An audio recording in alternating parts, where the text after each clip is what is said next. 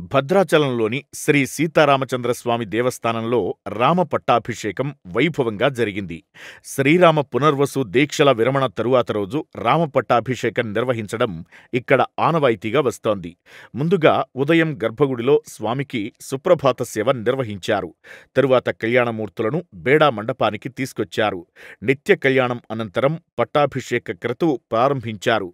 సమస్త నదీ సముద్ర జలాలతో సంప్రోక్షణ జరిపి స్వామివార్లు భక్తులపై చల్లారు. భక్త రామదాసు చేయించిన ఆభరణాలను రాములవారికి అలంకరించారు. రాజదండం, రాజముద్రికలను సమర్పించారు. కిరీటాన్ని అలంకరించడంతో పట్టాభిషేక క్రతువు ముగిసింది. సాయంత్రం స్వామికి దర్బారు సేవ నిర్వహించారు.